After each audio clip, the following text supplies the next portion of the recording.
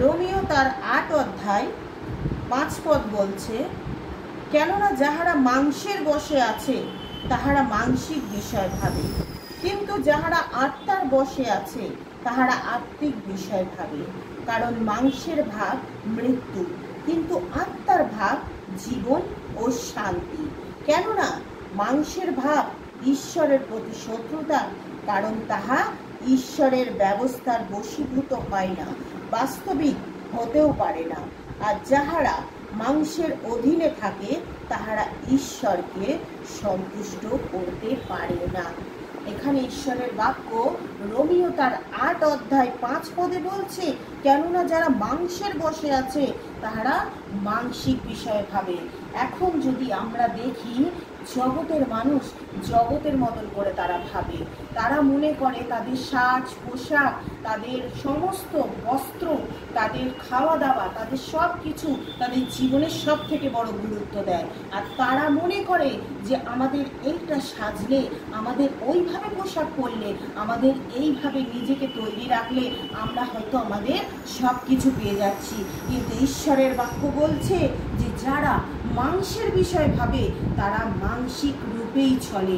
আজকে যদি আমি নিজের শরীরকে সাজাবো, নিজের অন্তঃকরণকে না সাজিয়ে নিজের চুলকে, নিজের মুখকে, নিজের শরীরকে বস্ত্র দিয়ে নিজেকে নানানভাবে অঙ্গি ভঙ্গি করে যদি নিজেকে রাখবো, তাহলে ঈশ্বরের বাক্য বলছে তারা মানসিক বিষয়ে ভাবে। তাই ঈশ্বরের বাক্য এখানে বলছে, কিন্তু যাহারা আত্মার বশে আছে তাহারা আত্মিক বিষয়ে ভাবে। আর যারা আত্মার ভাবে, আত্মাকে নিয়ে চলে, আত্মার বিষয় ভাবে, তারা স্বয়ং ঈশ্বরের নিয়ে চলে। কেননা আত্মার মধ্যে ঈশ্বরের বাস। আজকে যারা ধার্মিক তাদেরকে যদি আমরা দেখি, তাদের মধ্যে না কোনো সাজ, না কোনো অঙ্গি ভঙ্গি, না কোনো রকমের তাদের মধ্যে মাৎসর্য আছে। তারা নিজেকে সম্পূর্ণরূপে সাধারণ রাখতে চেষ্টা করে। তারা চেষ্টা করে কিভাবে যীশু খ্রিস্টের ধার্মিকতা প্রকাশ হবে, কিভাবে একটা মানুষ যীশু খ্রিস্টের দ্বারা সুস্থ হবে, কিভাবে কোথায় গেলে মানুষ যিশুর মাধ্যম দিয়ে পরিত্রাণ পাবে। তারা অন্ধকার পথকে ছেড়ে দিয়ে তারা ঈশ্বরের মধ্যে চলে আসবে। তারা ভাবে যে তারা প্রার্থনার মধ্যে দিয়ে নিজেদের সময়টাকে কি করে বাড়াবে। তারা আত্মায় প্রার্থনা করে কিভাবে প্রভুকে নিজেদের জীবনের সঙ্গে তারা এক করবে, তারা সন্ধি যুক্ত করবে। তারা ভাবে যে যারা আত্মাতে যারা চলে তারা নিজেদেরকে ভাবে যে যেন আমাদের দিয়ে কোনো এক ব্যক্তির যেন যিশু নামে ভালো হোক। যারা আত্মার বশে চলে, ঈশ্বরের বাক্য বলছে তারা আত্মিক বিষয়ে ভাবে। আর আত্মিক বিষয় যারা ভাবে তাদের মধ্যে প্রেম, আনন্দ, শান্তি, মৃদুতা, মঙ্গল ভাব, বিশ্বস্ততা, ইন্দ্রিয় দমন, সে সমস্ত কিছু 9টা ফল তাদের মধ্যে পাওয়া যায়। আজকে যদি আমরা দেখি যে যারা মাংসের বিষয়ে ভাবে তারা জগতের মধ্যে লিপ্ত, তারা নানান আনন্দের মধ্যে লিপ্ত। কিন্তু ঈশ্বরের বাক্য বলছে যে তারা মানসিক বিষয়ে ভাবে, কিন্তু যারা আত্মার বশে চলে তারাই একমাত্র আত্মিক বিষয়ে ভাবে। আমাদের যারা আত্মিক বিষয়ে ভাবি তারা প্রতিনিয়ত প্রভুকে নিয়ে আমরা ভাবি, প্রভুকে নিয়ে চলি, তার বাক্যকে নিয়ে চলি, তার বাক্যকে স্মরণ করি এবং চাই যেন তার বাক্য মানুষের মধ্যে যেন বিলিয়ে যায়, আর মানুষ যেন তার বাক্যের মধ্যে দিয়ে পরিত্রাণ পায়। আজকে আমাদের এই মাংস ক্ষয় পেয়ে যাবে, আমরা মৃত্যুবরণ করব, এই মাংস আমাদের মাটিতে মিশে যাবে, কিন্তু এই আত্মা আমাদের ঈশ্বরের রাজ্যে তার বিচারের আসনে গিয়ে দাঁড়াবে। আর তিনি তখন আমাদের এই আত্মার কার্য দেখে আমাদেরকে তার স্বর্গরাজ্যে তিনি প্রবেশ করাবেন। তাই আমরা যেন কোনো রকম ভাবে আমাদের মানসিক বিষয়ে না ভাবিত হই।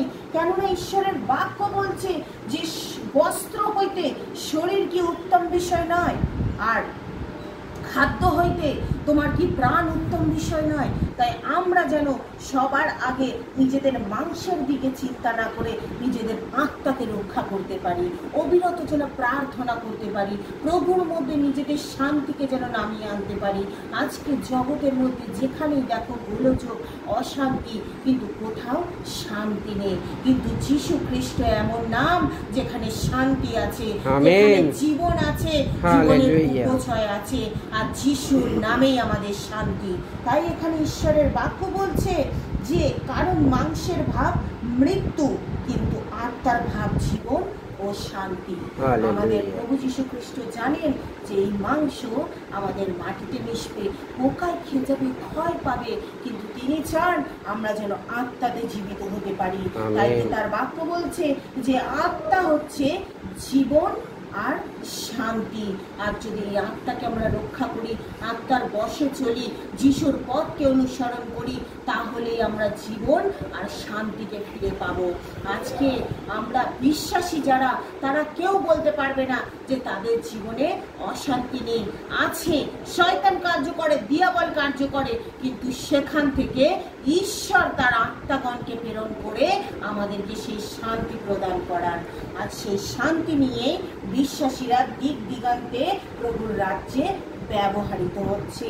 তাই তো এখানে ঈশ্বরের বাক্য বলছে যে আর যাহারা মাংসের অধীনে থাকে তাহারা ঈশ্বরকে সন্তুষ্ট করতে পারে না। আজকে আমরা যদি প্রতিনিয়ত নিজেদেরকে আয়নায় সাজিয়ে রাখবো, দর্পণে যদি নিজেদেরকে প্রতিনিয়ত দেখবো, তাহলে কোনো ক্রমে আমরা ঈশ্বরের রাজ্যে পৌঁছতে পারবো না। ঈশ্বরের সঙ্গে মাংসের বলছে শত্রুতা। কেননা আমি যদি জগতের সাজেই মত্ত থাকি, তাহলে আমার প্রভুকে আমি কখন সময় দেব? যদি জগতের মধ্যেই ব্যতিব্যস্ত থাকি, নানান রকম পার্টি, নানান রকম মাৎসর্য, নানান রকম ব্যভিচার যেগুলো শারীরিক দিক থেকে হয়, সেইগুলোতে যদি ব্যস্ত থাকি, তাহলে প্রভুকে কখন সময় দেব? ঈশ্বর চান যেন প্রত্যেক মানুষ প্রভুর কাছে এসে দাঁড়া, তার কাছে জানুপাতিত হোক, তার কাছে নিজেদের সমস্ত প্রার্থনা খুলে বলুক, নিজেদের জীবনের অশান্তিগুলোকে খুলে বলুক। কেননা তিনি বলছেন তিনি শান্তিরাজ ঈশ্বর, তিনি শান্তি দিতে এসছেন, তিনি গোলযোগের ঈশ্বর নয়। তাই তিনি শান্তি চান প্রত্যেকের জীবনে। তাই আমরা যদি মানসিক বিষয়ে ভাবি, আমরা কোনো ক্রমে আমাদের ঈশ্বরের কাছে গিয়ে পৌঁছতে পারবো না। তাই আমরা সমস্ত শারীরিক বিষয়কে দূরীভূত করে আমরা যেন আত্মিক বিষয়ে ভাবতে পারি, আত্মার রূপে যেন চলতে পারি। তাই তো ঈশ্বরের বাক্য এখানে বলছে যে মাংসের ভাব মৃত্যু, কিন্তু আত্মার ভাব জীবন ও শান্তি। আত্মার বিষয়ে ভাবি, এখানে আমরা কষ্ট পাবো, এখানে যাতনা সহ্য করব, এখানে যন্ত্রণা পাবো, কিন্তু ঈশ্বরের রাজ্যে গিয়ে আমরা জীবন আর অনন্ত শান্তি আমরা উপভোগ করব। এখানে যদি আমরা দেখি যিশাইও তার 51 তার